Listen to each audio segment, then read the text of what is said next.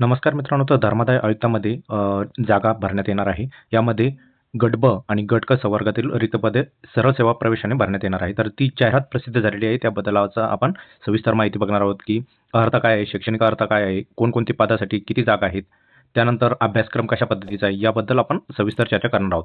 तर चॅनलवर नवीन असाल तर चॅनलला सबस्क्राईब करा. तर मित्रांनो, आपण बघू शकता की गट ब आणि गट क यासाठी धर्मादाय आयुक्त यामध्ये जागा निघालेल्या आहेत. एकूण आपण बघू शकता जागा आहेत 179 जागा आहेत. यामध्ये गट ब अराजपत्रित विधी सहाय्यक 3 पदे आहेत. गट ब अराजपत्रित लघुलेखक उच्च श्रेणी 2 पदे आहेत. गट ब अराजपत्रित लघुलेखक कनिष्ठ श्रेणी 22 पदे आहेत. गट क मध्ये निरीक्षक आहे 121 पदे सर्वात जास्त पदे आहेत. त्यानंतर गट क मध्ये वरिष्ठ लिपिक आहेत. वरिष्ठ लिपिकमध्ये 31 जागा आहेत.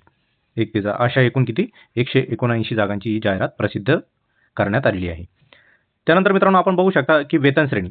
तर वेतन श्रेणीमध्ये विधी सहाय्यक जे आहे, पहिली जी पोस्ट आहे त्यांच्यासाठी 41,800 ते 1,32,300 अशी वेतन श्रेणी आहे.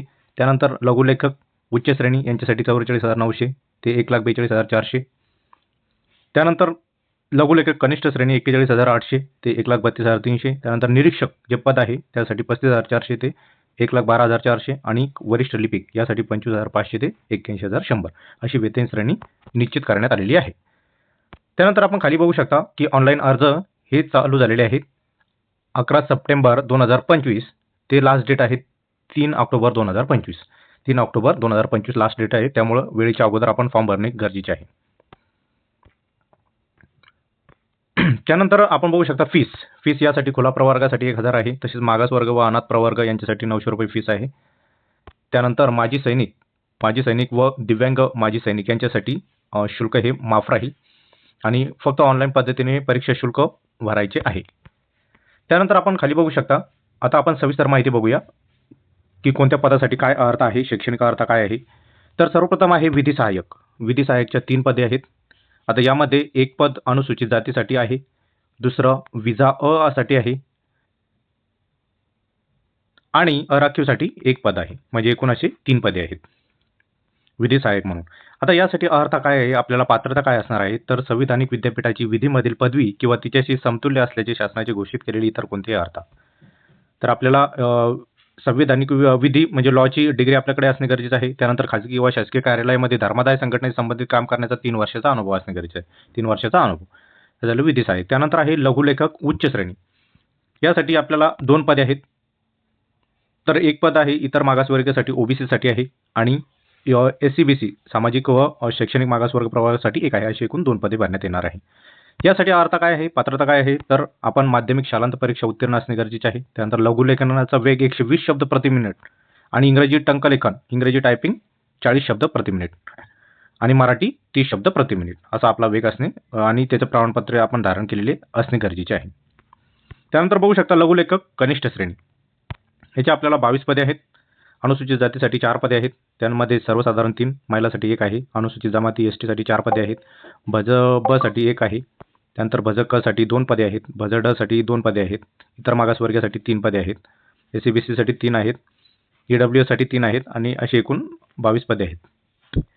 आता याची अर्थ काय आहे, तर यासाठी माध्यमिक शालांत परीक्षा उत्तीर्ण असणे गरजेचे आहे. त्यानंतर लघु लेखनाचा वेग 100 शब्द प्रति मिनिट. त्यानंतर इंग्रजीचा 40 शब्द प्रति मिनिट आणि मराठीचा 30 शब्द प्रति मिनिट. म्हणजे उच्च श्रेणी आणि कनिष्ठ श्रेणीसाठी लघुलेखकासाठी एकच अर्थ आहे. त्यानंतर आहे निरीक्षक. हे महत्त्वाचं पद आहे आणि यामध्ये भरपूर जागा मोठ्या प्रमाणात दिलेल्या आहे. निरीक्षक आपण बघू शकता 121 पदे आहेत. किती पदे आहेत, तर 121 पदांचा समावेश करण्यात आला आहे. यामध्ये अनुसूचित जातीसाठी 13, ST साठी 7, विजासाठी 4, भजबसाठी 3, जवळपास सर्व कॅटेगरीला चांगल्या प्रमाणामध्ये यामध्ये जागा देण्यात आलेली आहे. आणि सगळ्यात महत्त्वाचा फायदा म्हणजे याची जी अर्थ जर आपण बघितली तर यासाठी एकच अर्थ आहे, आपण कोणत्याही पदवी धारण केलेली असली पाहिजे. त्यामुळे हा फॉर्म भरणं सगळ्यांना शक्य होणार आहे आणि जागा पण मोठ्या प्रमाणात आहे. त्यामुळे हा फॉर्म भरणे सगळ्यांना शक्य होईल तेवढ्या प्रमाणात भरणे खूप गरजेचे आहे. त्यानंतर मित्रांनो बघू शकता आपण वरिष्ठ लिपिक आहे. याच्या एकूण 31 जागा आहेत. आता कॅटेगरी वाईज अनुसूचित जाती 4 अशा एकूण 31 जागा आहेत. त्यानंतर यासाठी अर्थ जे आहे उमेदवारांनी पदवी धारण केलेली असावी, कोणतीही डिग्री धारण केलेली असावी. त्यानंतर उमेदवाराची जी टायपिंग आहे इंग्लिश टायपिंग ते 40 शब्द प्रति मिनिट, तसेच मराठी 30 शब्द प्रति मिनिट.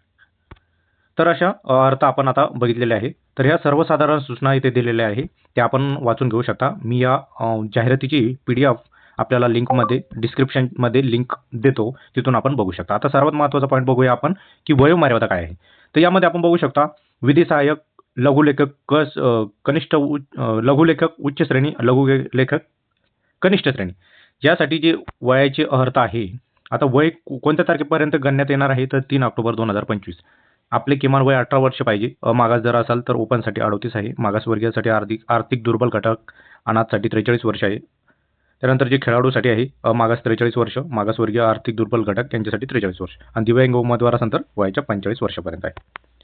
त्यानंतर बघू शकता आपण निरीक्षक आणि वरिष्ठ लिपिक यासाठी सुद्धा वयोमर्यादा ही 3 ऑक्टोबर 2025 पर्यंत गणण्यात येणार आहे. किमान आपलं वय 18 पाहिजे. मागाससाठी ओपनसाठी 38 आहे. मागासवर्गीय अनाथ आणि आर्थिक दुर्बल घटकासाठी 43 आहे. त्यानंतर खेळाडूसाठी 43 आहे.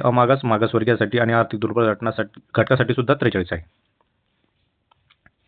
आता माजी सैनिकासाठी हा कालावधी सैनिकी सेवेचा कालावधी अधिक 3 वर्ष सेवा, म्हणजे रिटायर झाल्यापासून 3 वर्ष सेवा, किंवा दिव्यांग उमेदवार असेल किंवा दिव्यांग माजी सैनिक असेल तर 45 वर्षापर्यंत आपण अप्लाय करू शकता. तर आपण बघितली वयोमर्यादा. खाली आता पदसंख्या आरक्षणाबाबत सर्वसाधारण तरतुदी काय आहे हे आपण मी PDF डिस्क्रिप्शनमध्ये देतोय, तिथून आपण सविस्तर वाचून घेऊ शकता. त्यानंतर आपल्याला महत्त्वाचा जो पार्ट आहे ते बघणं गरजेचं आहे की नेमका अभ्यासक्रम कशा पद्धतीने राहणार आहे. तर अभ्यासक्रम हा कशा पद्धतीने असणार आहे. ते अभ्यासक्रम जो आहे तो एकूण 4 घटकामध्ये विभागणी करण्यात आलेली आहे. आता ते 4 घटक कोणकोणते आहेत ते आपण आता सविस्तर बघणार आहोत.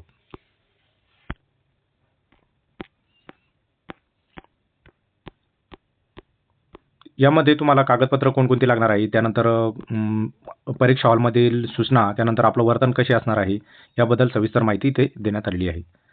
तर आपण आता बघूया अभ्यासक्रम हा कशा पद्धतीने असणार आहे. तर आपण बघू शकता यामध्ये आपल्याला 4 घटक देण्यात आलेले आहे.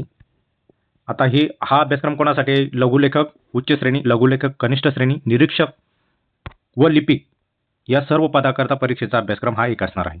तर यामध्ये 4 घटक कोणकोणते आहे. आपल्याला मराठी आहे. यामध्ये सर्वसामान्य शब्दसंग्रह, वाक्यरचना, व्याकरण, म्हणी व वाक्प्रचार यांचा अर्थ आणि उपयोग, तसेच उत्तरावरील प्रश्नांची संख्या. त्यानंतर दुसरा नंबर आहे इंग्रजी. यामध्ये काय विचारणार आहे. Common vocabulary, sentence structure, grammar, use of idioms and phrases and their meaning and comprehension and passage.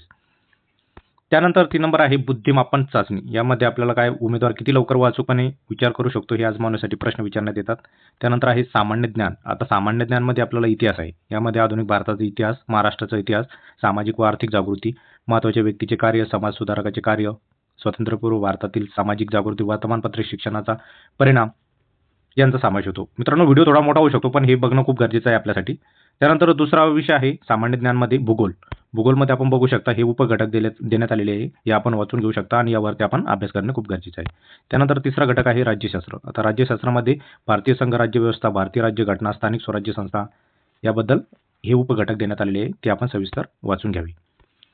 त्यानंतर सामान्य विज्ञानमध्ये आपल्याला भौतिकशास्त्र आहे, रसायनशास्त्र आहे, प्राणीशास्त्र आहे, वनस्पतीशास्त्र आहे, आरोग्यशास्त्र आहे आणि 5 नंबरचा पॉईंट आहे चालू घडामोडी, जागतिक तसेच महाराष्ट्रातील आणि भारतातील. त्यानंतर आहे सिलेबस फॉर रिझनिंग टेस्ट. आता रिझनिंग टेस्टमध्ये तुम्हाला काय विचारणार आहे. ॲनालॉजीज विचारणार आहे, सिमिलॅरिटीज अँड डिफरन्सेस विचारणार आहे, स्पॅटियल व्हिज्युअलायझेशन विचारणार आहे, व्हिज्युअल मेमरी विचारणार आहे, डिस्क्रिमिनेशन विचारणार आहे, ऑब्झर्वेशन विचारणार आहे, रिलेशन कन्सेप्ट विचारणार आहे, अर्थमॅटिकल रिझनिंग अँड फिगर क्लासिफिकेशन विचारणार आहे. हे आपण सिलेबस आपण PDF मधून बघून घेऊ शकता. आता जे विधी सहाय्यक जे पद आहे यासाठी फक्त वेगळा अभ्यासक्रम देण्यात आलेला आहे. तर यामध्ये काय आहे, त्यांना सगळा लॉचा अभ्यासक्रम असणार आहे. कॉन्स्टिट्यूशन ऑफ इंडिया आहे 1950, the Maharashtra public trust act आहे, महाराष्ट्र पब्लिक ट्रस्ट रूल्स आहे, the societies registration act 1860 and Maharashtra societies registration rules 1971 आहे, the code of civil procedure आहे, द भारतीय नागरिक सुरक्षा संहिता आहे, भारतीय साक्ष अधिनियम आहे, जे नवीन कायदे आलेले आता BNS, BNNS, त्यानंतर BSA आलेला आहे. त्यानंतर 8 नंबरला आहे आपला ॲडमिनिस्ट्रेशन अँड ट्रिब्युनल ॲक्ट आहे, ट्रान्सपोर्ट ऑफ प्रॉपर्टी आहे, इंटरप्रिटेशन ऑफ स्टेटस आहे, तर भारतीय न्याय संहिता आहे. हा नवीन कायदा आपल्याला 2023 पासून लागू करण्यात आलेला आहे. त्यानंतर महाराष्ट्र लँड रेव्हेन्यू, म्हणजे यामध्ये जवळपास आपल्याला एकूण 35 कायद्यांचा समावेश यामध्ये आहे. 35 कायद्यांचा समावेश यामध्ये करण्यात आलेला आहे. फक्त हे विधी सहाय्यक जे पद आहे गट ब राजपत्रित यासाठी हा अभ्यासक्रम लागू असणार आहे. तर आजच्या व्हिडिओमध्ये मित्रांनो एवढेच. सर्वांनी तयारीला लागा, फॉर्म भरा आणि सर्वांना बेस्ट ऑफ लक. धन्यवाद.